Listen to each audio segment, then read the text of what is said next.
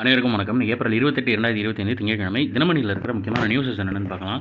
ஹெட்லைன்ஸ்ல வந்து செந்தில் பாலாஜி பொன்முடி ராஜினாமா, மனோ தங்கராஜ் மீண்டும் அமைச்சராகிறார் தெரிவிச்சிருக்காங்க. அதுபடி அமைச்சரவை மாற்றங்கள் தெரிஞ்சுக்குவோம். போக்குவரத்து துறை அமைச்சர் சிவசங்கருக்கு கூடுதல் பொறுப்பாக மின்துறையையும், வீட்டு வசதித்துறை அமைச்சர் எஸ் முத்துசாமிக்கு கூடுதலாக மதுவிலக்கு மற்றும் ஆயத்தீர்வு துறையையும், பால்வளத்துறை அமைச்சர் ஆர்.எஸ். கண்ணப்பனுக்கு கூடுதலாக வனத்துறையும் ஒதுக்கீடு செய்யப்பட்டுள்ளதுன்னு தெரிவிச்சிருக்காங்க. ஸோ அமைச்சரவையில் நடந்த மாற்றம் தெரிவிச்சிருக்காங்க. யார் யார் எந்தெந்த அமைச்சருக்கு கூடுதல் பொறுப்பு வழங்கியிருக்காங்கன்றதை பார்த்துக்கோங்க. அடுத்ததான் இன்றைக்கான திருக்குறள் என்னன்றதை பார்த்துருவோம். முடிவும் இடையூறும் முற்றியாங்கு எய்தும் படுபயனும் பார்த்து செயலை முடிக்கும் வகையும் வரக்கூடிய இடையூறையும் முடிந்த போது கிடைக்கும் பெரும் பயனையும் ஆகியவற்றை ஆராய்ந்து செய்ய வேண்டும்னு வினை செயல் வகை அப்படின்ற அதிகாரத்தில் திருவள்ளுவர் சொல்லியிருக்காரு. விண்வெளித்துறையில் இந்தியா புதிய உச்சம் எட்டும்னு பிரதமர் மோடி தெரிவிச்சிருக்காரு. வருங்காலங்களில் விண்வெளித்துறையில் இந்தியா புதிய உச்சங்களை எட்டும் என்று பிரதமர் நரேந்திர மோடி தெரிவித்தார். உலகளவில் மிக குறைவான செலவில் வெற்றிகரமான விண்வெளி திட்டங்களை செயல்படுத்துவதில் இந்தியா முன்னிலையில் உள்ளது என்றும் அவர் பெருமிதத்துடன் குறிப்பிட்டார். மனதின் குரல் நிகழ்ச்சியில் இதை தெரிவிச்சிருக்காரு. தமிழக விவசாயிக்கு பாராட்டு தெரிவிச்சிருக்காங்க. கொடைக்கானலில் லிச்சி பழ சாகுபடியை மேற்கொண்டு வரும் விவசாயிக்கு பிரதமர் பாராட்டு தெரிவித்தார். கர்நாடகத்தில் ஆப்பிள், வயநாட்டில் குங்குமப்பூ, தமிழகத்தில் லிச்சி பழம் சாகுபடி செய்யப்படுவதை குறிப்பிட்டு பேசிய பிரதமர், பொதுவாக லிச்சி பழம் பீகார், மேற்கு வங்கம் அல்லது ஜார்க்கண்டில் தான் விளையும் என்று கேள்விப்பட்டிருக்கிறோம். ஆனால் இப்போது லிச்சி பழ சாகுபடி தென்னிந்தியாவிலும் நடக்கிறது. காபி பயிர் விவசாயம் மேற்கொண்டு வந்த தமிழகத்தை சேர்ந்த வீர அரசு கொடைக்கானலில் லிச்சி மரங்களை நட்டு வளர்த்தார். அவருடைய 7 ஆண்டு கால உழைப்புக்கு பின்பு இப்போது இந்த மரங்கள் மகசூல் அளிக்க தொடங்கியுள்ளன.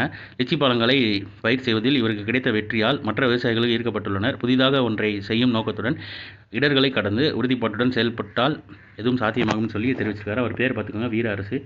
லிச்சி மரங்களை வந்து சாகுபடி செஞ்சு இது பண்ணியிருக்காரு. அடுத்ததாக அந்த கோடை காலத்துக்கு பற்றி கொடுத்துருப்பாங்க. தகிக்கும் கோடை தற்காத்துக் கொள்வது எப்படின்னு சொல்லி ஒரு பெரிய ஆர்டிகல் கொடுத்துருக்காங்க.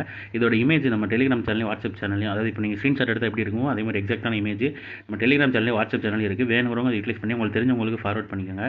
வெப்பநிலை எவ்வளோ மனித உடம்பு தாங்கும், அப்புறம் எப்படி உடல் வெப்பமாகிறது, வெப்ப கடத்தல், வெப்ப காற்று, மின்காந்த அலை, நீர்சத்து இழப்பு, அப்புறம் நீர்சத்து இழப்பு அறிகுறிகள் என்னென்னா நாக்கு வறண்டு போதல், தசைப்பிடிப்பு, தலை சுற்றல், சிறுநீர் அடல் மஞ்சளாக செல்லுதல், கை கால் தளர்வு, அப்புறம் தண்ணீரே மருந்து, நிறைய தண்ணி குடிங்க அப்படின்ற மாதிரி சொல்லியிருக்காங்க. ஃபுல்லாக வாசிச்சு பாருங்கள் டைம் இருக்கிறோம். ஏன்னா நார்மலாக அடிக்கிற வெயிலோட பயங்கரமாக அடிக்க வெயில் இப்போல்லாம் வெளியில்.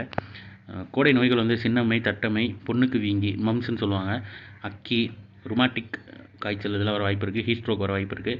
தற்காப்பு முறைகள் என்னென்ன, நாள்தோறும் குறைந்த 4 லிட்டர் தண்ணீர் குடிங்க. உச்சி வெயிலில் வெளியே செல்லாமல் இருத்தல், காற்றோட்டமான பகுதியில் இருத்தல், உடல் வெப்பநிலையை தணிக்க இருமுறை குளித்தல், பருத்தி ஆடையை அணிதல், அதாவது காட்டன் ட்ரெஸ் போட்டுக்கோங்க. மது, புகையை தவிர்த்தல், எண்ணெய், கொழுப்பு உணவுகளை தவிர்த்தல், அறிகுறிகளை அலட்சியப்படுத்தாது மருத்துவரை அணுகுதல். ஹீட் ஸ்ட்ரோக் வார்டுகள் தமிழகம் முழுவதும் எல்லா அரசு மருத்துவமனைகளும் இருக்குன்னு சொல்லியிருக்காங்க. அப்புறம் ஹீட் ஸ்ட்ரோக் உதவி எண்கள் வந்து 104 மற்றும் 108. ஸோ இன்றைக்கான இம்பார்ட்டன்ட் நியூஸஸ் அவ்வளோதான். இதோட ஷார்ட்டர் வெர்ஷனாக 1 மினிட் கரண்ட் அஃபேர் நம்ம சேனலில் இருக்குது. வேணுங்கிறவங்க அதை யூட்டிலைஸ் பண்ணிக்கோங்க. மேலும் இன்னொரு நியூஸ் வீடியோவில் சந்திப்போம். தேங்க்யூ.